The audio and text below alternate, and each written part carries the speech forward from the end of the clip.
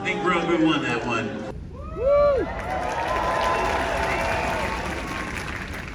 Movies are special effects. They've always been special effects. From Malaise to Harryhausen to 2001, visual effects create the magic that makes people want to go to the movies. Because they can see things they can't see any other way.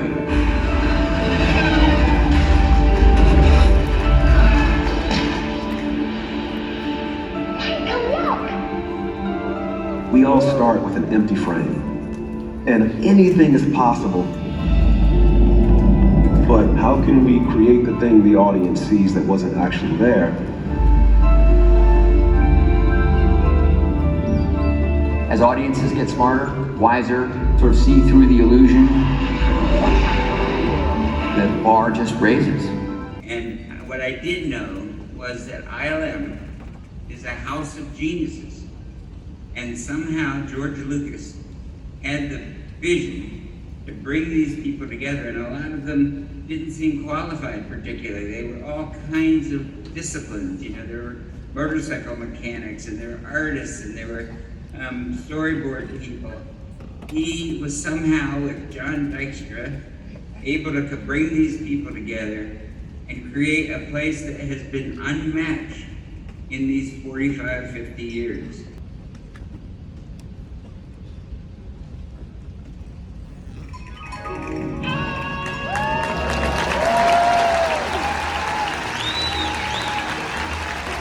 The first time that I met George, it was an audition for a movie that he had, an indecipherable title, American Graffiti. I had to look up the word graffiti because I didn't know what it was.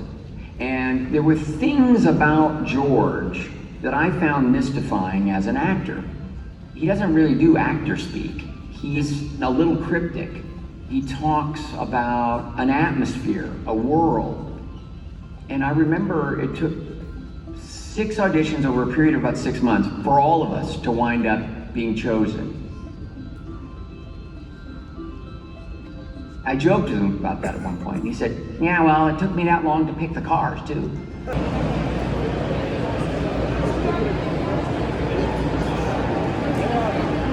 I just got to live a lifelong dream.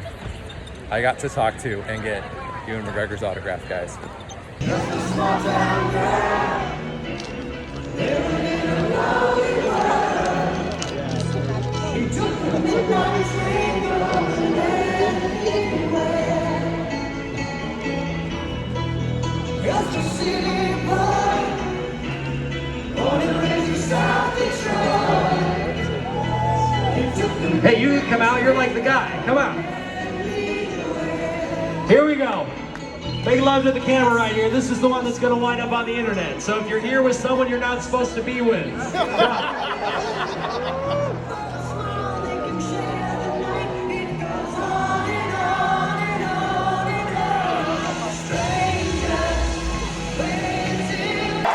are you ready to celebrate 20 years of episode 2 Attack of the Clones?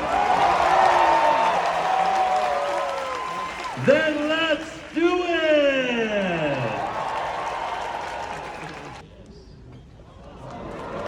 Oh, yes!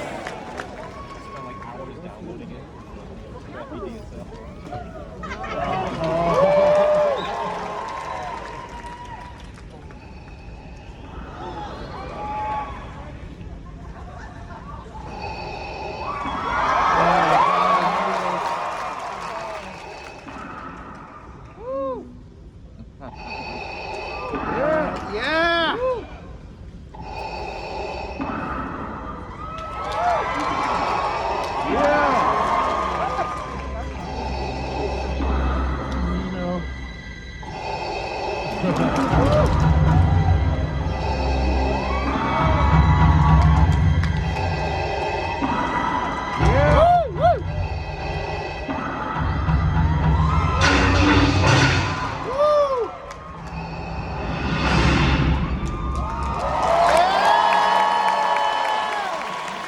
Star Wars celebration, please welcome your host, Ashley Eckstein!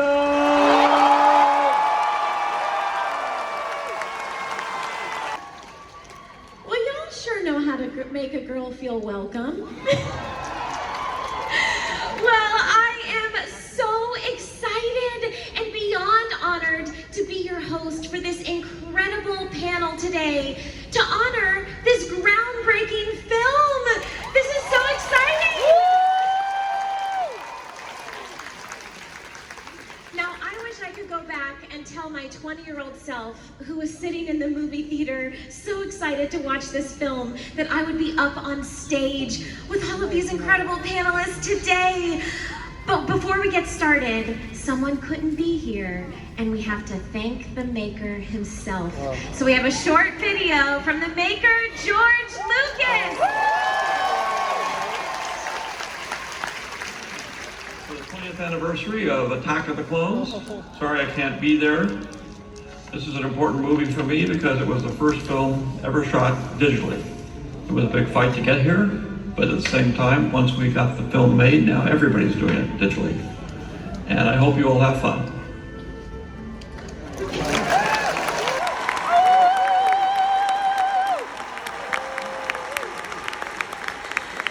welcome Doug Chang.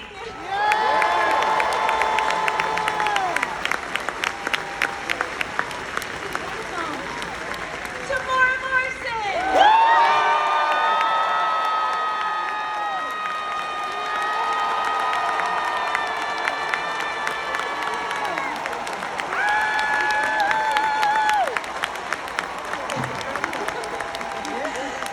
Daniel Logan.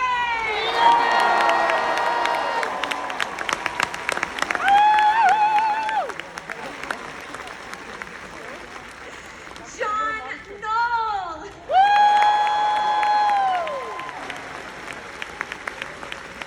And Matthew Wood.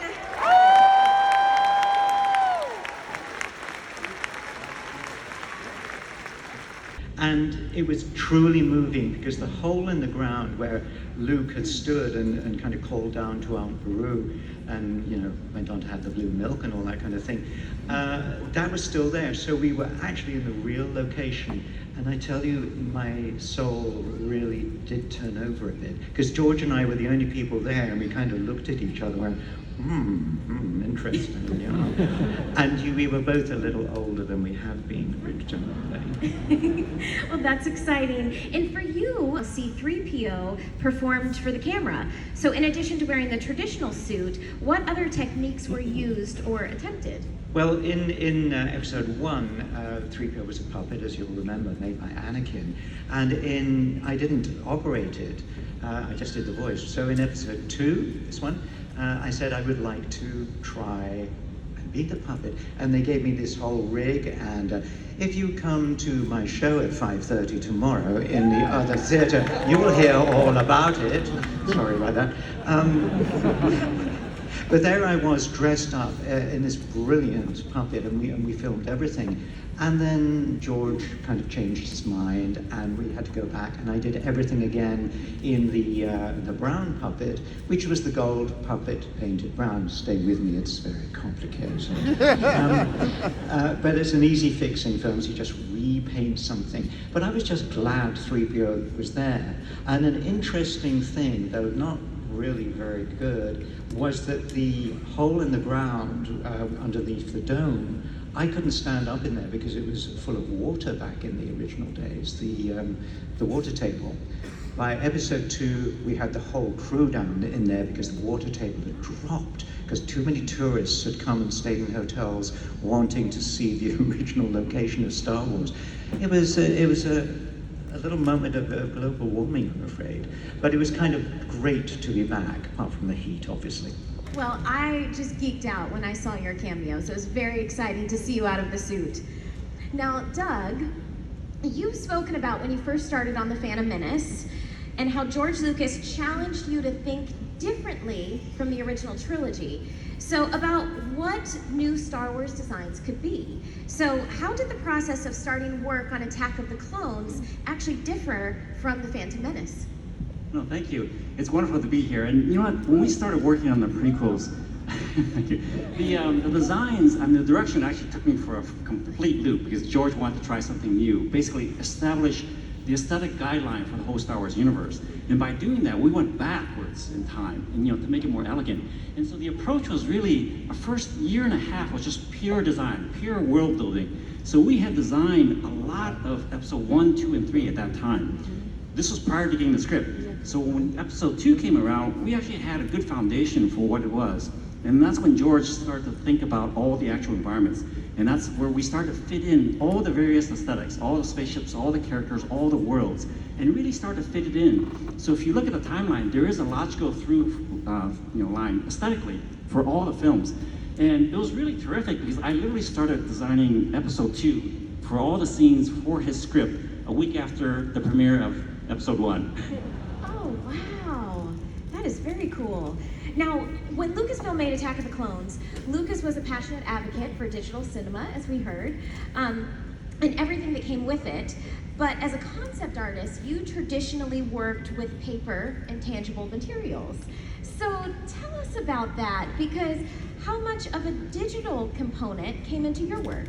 Yeah. Actually, there's quite a bit. But when I started working with George, I wanted to go with old school. So I deliberately put all the digital tools aside. I mean, it was interesting because, John knows here, and, along with his brother Thomas, they invented Photoshop. So we actually got the test of that early in the 1990s. And yes, and we were actually, converting the art department to be going digital. When I signed on to design the prequel films in 1995, I deliberately put all those tools away because I wanted to get to the heart of what Ralph McQuarrie and Joe Johnston did. What?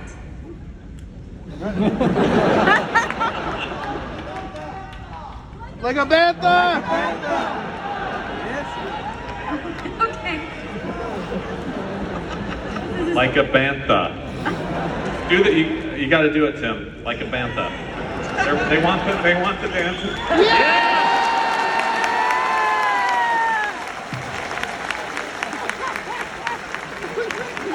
Right? Very exciting. So the Clone Trooper was essentially a new design for Attack of the Clones.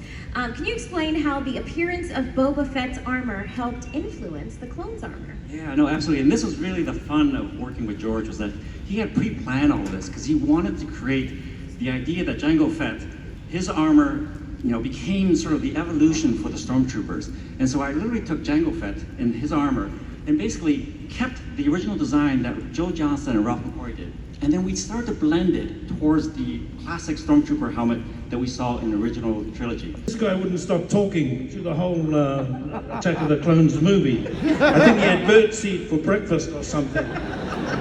But we had so much fun, we had to play the father and something. But I remember one scene when Obi-Wan came to visit, check out his army. And I'm doing that Boba Fett, pack your bags, we got to leave.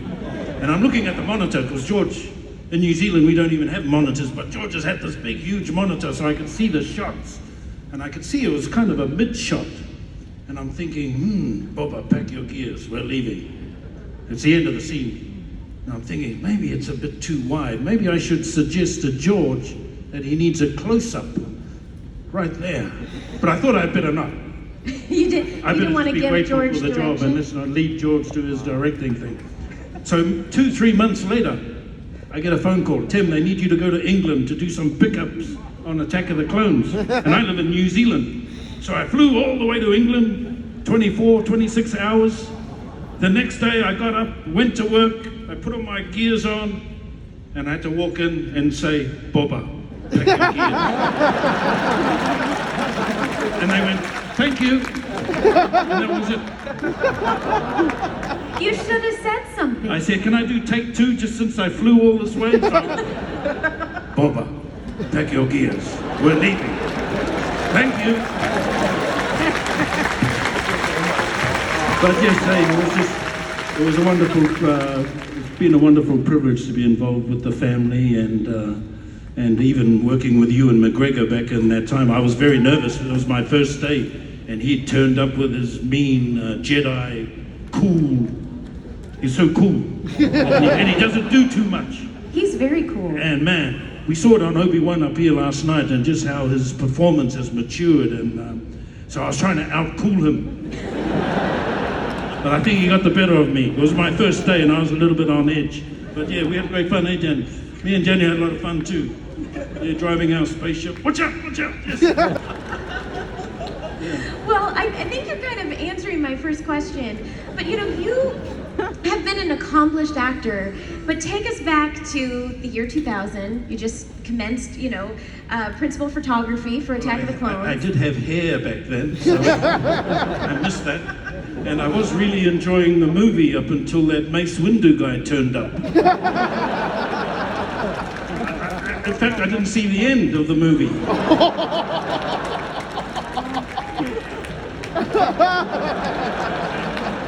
I think assassination list I'm talking about. Well, clearly, you didn't have any fun at all filming Star Wars, did you? From the moment I had to try on the costume, I was just going, "Ooh, this is cool! Yeah! Ooh, this is cool!" Until my first day when I was doing the fight scene. And then I'm breathing. Now I can't see anything. It's all fogged up. Now I can't hear anything because of the helmet. And I'm standing there going, I'm sure that said action, and I'm standing here looking like an idiot. Then I almost fell off the stage a couple of times because I couldn't see anything, but yes, oh, I had so much fun. I think I killed George. I keep singing to me. I loved watching you and Daniel perform together. So tell us about the scene. You know, you're in the cockpit, you're staring at just a blue screen. So tell us about working together and just using your imagination. Well, you need a little bit of that, yes, because we're not actually in a real ship. You only got something, actually you don't even have a handle, I don't think, right? No. There we are. All that came in later, but anyway, you got to sort of go like this.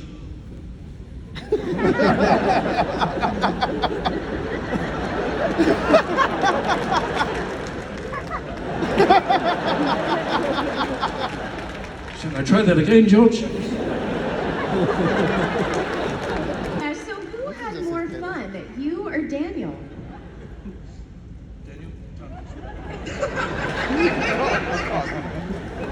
He's like my dad. Daniel, now you talk. Hurry up, boy. Yes, Dad. We both had an amazing amount of fun. I mean, we had different funs. When I was around him, I had to behave kind of. And when I got to play off with you, and then it was a different kind of fun. But yeah, it was an amazing time. Lucasfilm are just wonderful. And as you see the type of people you can work with, you can see the type of environment that the workplace would be like, as you know. I still miss my hair. So do I.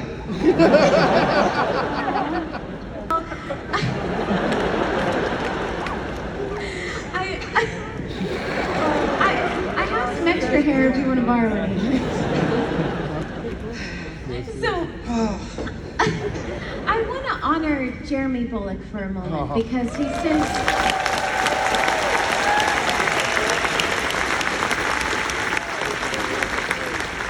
What a wonderful gentleman he was, a pure gentleman, loved his English, cricket and all the culture, and he was such a pleasure to be with and fun. Him and Maureen were very close friends of ours. The Fets used to hang out quite a bit, so yeah, we miss him dearly. So God bless his soul. Moi mai e te rangatira. Sleep the long sleep.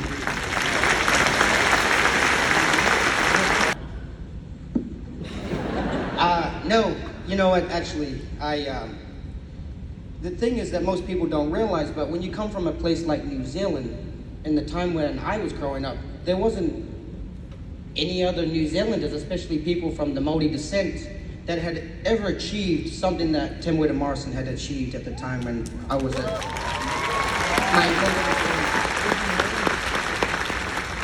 So I only just realized that since, over the last couple of years, that he actually gave me someone to identify that I could possibly become, or someone that I would aspire to be. So when I met him, I had no clue who Ewan McGregor was, or George Lucas, or anybody else. The only person I wanted to meet was Temuera Morrison, because he's the only person I knew.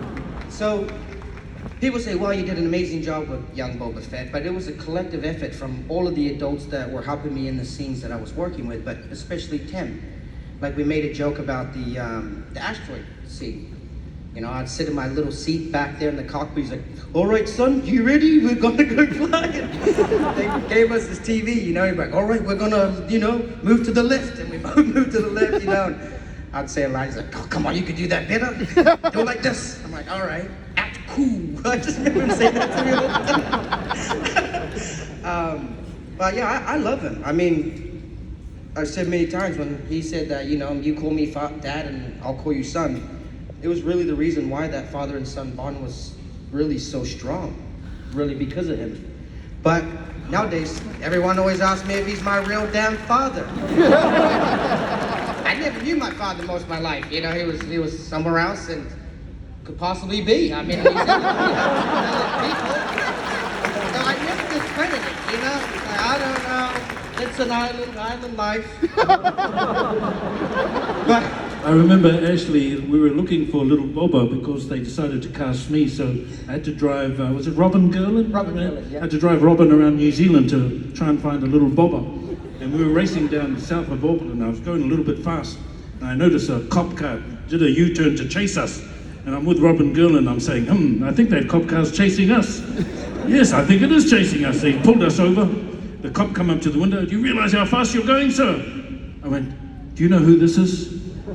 This is Robin Gurlin. She's casting for Star Wars. This is your lucky day, officer. I could get you a part in this movie, officer. And George, I was just getting out of my wardrobe, and he comes in the wardrobe room. He's like, "Where's my Boba Fett?" And I'm like, "Well, somewhere around here." He has this little like collectibles. So I had to get back into my armor, and as I'm getting back in, he grabs a Jango Fett helmet. We walk into the arena scene, and as I do, he grabs a helmet. He goes, "Okay, I'm gonna need you to just crouch down and put the helmet to your head as softly as you can. But when you get about here, kind of nod on the helmet." Well, as I'm in my 30s now, I can see why he was kneeling on one knee when he told me to do it. And I kind of did it like I'm taking a number 2. 13, you know, my knees are really strong at that age. Bounce right back. So I didn't know that he got his head chopped off. So we went to the premiere, and it was like that. Oh, everyone was like speechless when Jango Fett got his head chopped off, and we were together, and I'm the only one who went, yes! What?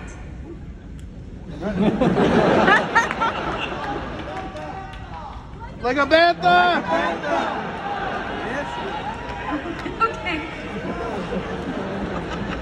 Like a bantha. Do that. You got to do it, Tim. Like a bantha. They want the dance. Yeah!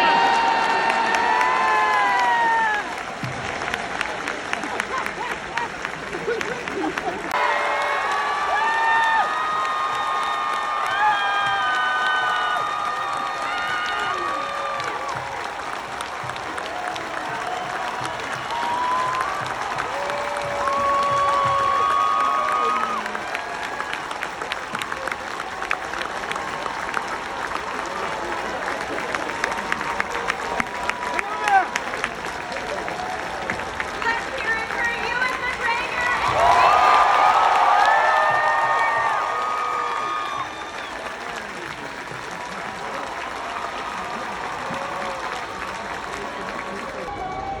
Well, welcome to our panel. And congratulations on 20 years of Star Wars Attack of the Clones.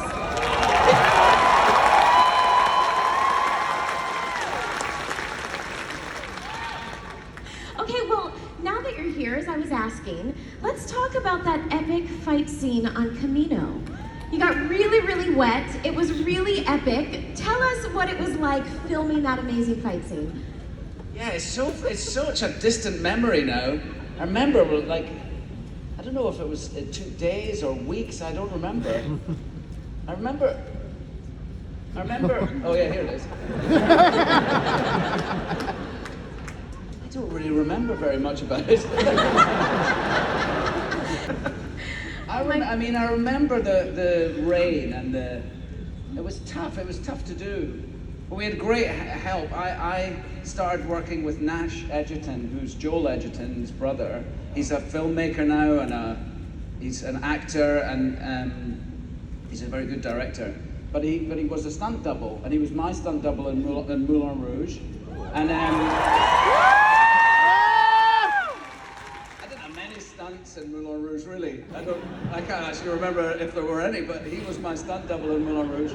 And then because we were in the same studio, and literally we went so over schedule on Moulin Rouge that they came in with bulldozers and Star Wars came in with bulldozers to take our sets down to get theirs up in time for us to start shooting. It was really back to back.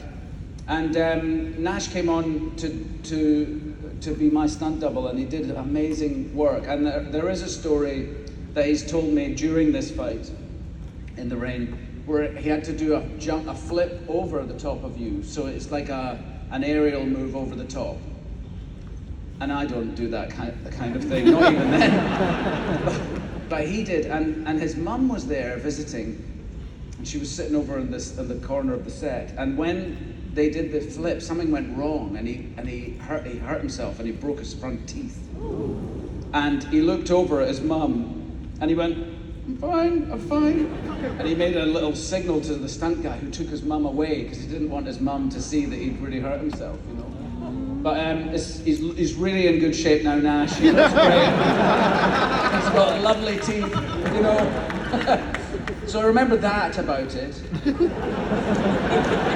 remember that, George, when I come to their door, the first time I meet you, and you open the door, George wanted you to look sort of suspicious of me, you know? And you were only wee. How old were you when we did that? Yeah, 13. 13. So, you know, we did a few takes, and George was like, wasn't quite, get it more suspicious. And I just leant down to him and I went, when I open the door, act like I've done a terrible fart. And he went, and I said, just try it. So in the next take, you know, he opened the door and he looked at me and went,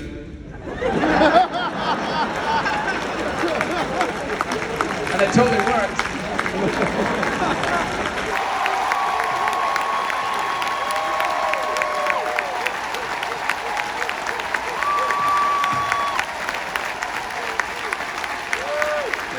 Thank you so much. I really appreciate that. I'm taking Temuera's advice to just act cool right now. Okay, I want to talk about some of your epic fight scenes, because this was your first Star Wars movie. So how much training did you have to do to look so cool with your lightsaber? And we recently saw some photos from Vanity Fair of you looking very cool, practicing with your lightsaber. So, how much training did you do for this film? Yeah, there was quite a bit of lightsaber training, and for me that was always like the most fun. You know, we flew out to Australia where we filmed probably 2 months before we started filming, and we went to Jedi training camp, and it was like the most fun you can imagine. And our amazing stunt coordinator, Nick Gillard,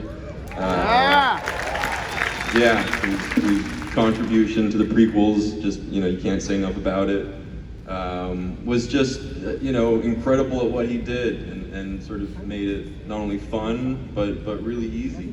And you know, these fights are choreographed like elaborate dances, and you just sort of learn where your feet are supposed to go, and you learn it in sections, and you sort of take it bit by bit.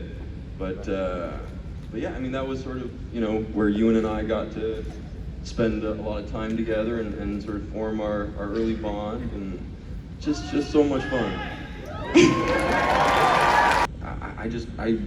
I really looked up to you, and that, you know, that I think sort of lent itself to the work, and Ewan was so gracious with me and kind of took me under his wing, and that was just kind of how our relationship started. And then, of course, the friendship sort of evolved, and that also came very naturally.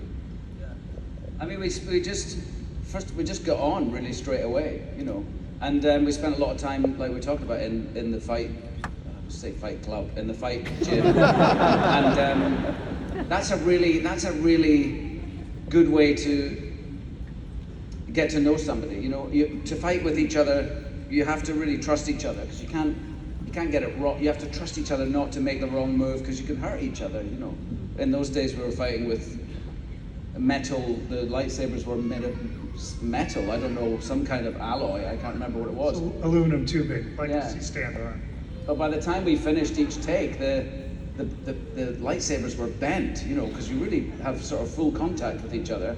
So if you get that wrong, you can hurt each other. So you have to have the level of trust, and that's sort of where we started working together, was in that fight gym with Nick, you know, with Nick Gillard. And but also we just were away. We were in Australia and we were away from home, and so we spent a lot of time together offset as well, and just got, you know, we were close.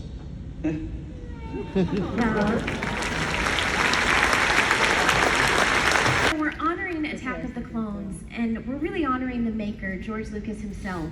And you all have had the chance to work with George Lucas and now continue on the Star Wars legacy. Tell us about working with George Lucas on this film, and how have you carried on what he taught you, or his influence into your work today? Yeah, I mean, for me, you know, getting to work with George Lucas and follow his lead and just help him bring this character to life was easily the greatest honor of my professional career. And I guess I always felt like he just gave me this amazing gift in this character, and I've always felt a bit indebted to him. And that has sort of turned into, you know, now coming back, I feel a real responsibility towards him, and to sort of honor what he's created, because it just is so remarkable, you know, as you all can attest to.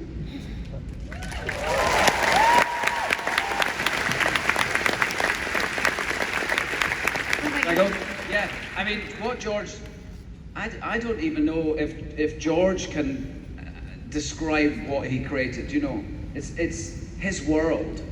He made us this world that when I was 7 years old, changed our lives.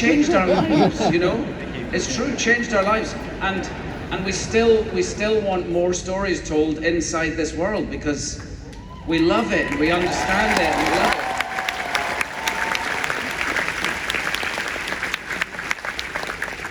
And I also like working with George. I had some moments with George. When you got to make George laugh, he can really go, you know?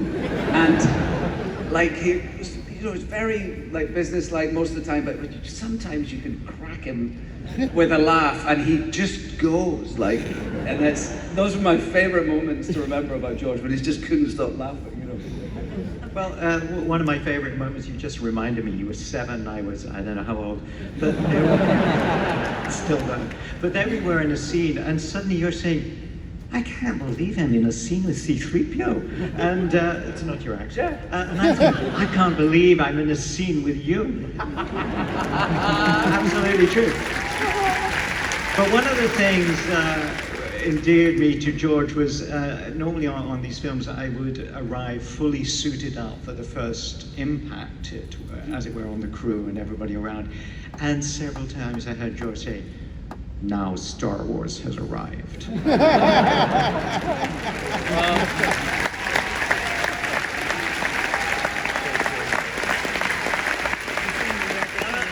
Only because, you know, 3PO was one of the first images that you saw in the first, you know, sound you heard.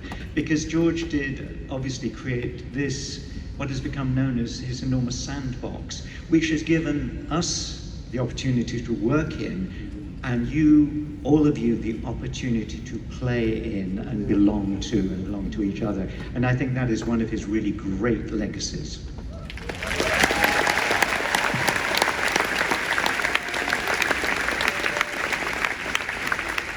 And Anthony, you're very humble, but you have been here from the beginning, and I think Anthony Daniels deserves a huge round of applause.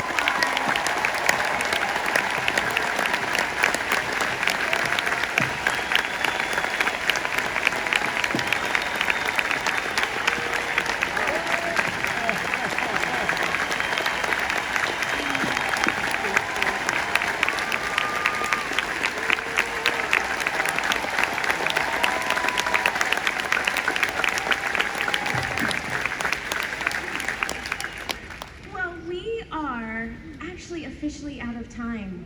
But this was the most amazing panel. It's been my absolute honor to be your host and moderator today. But I think a lot of people in the audience would just love the most epic group photo. So would you mind standing up, coming together for a group photo? Everyone get your cameras ready.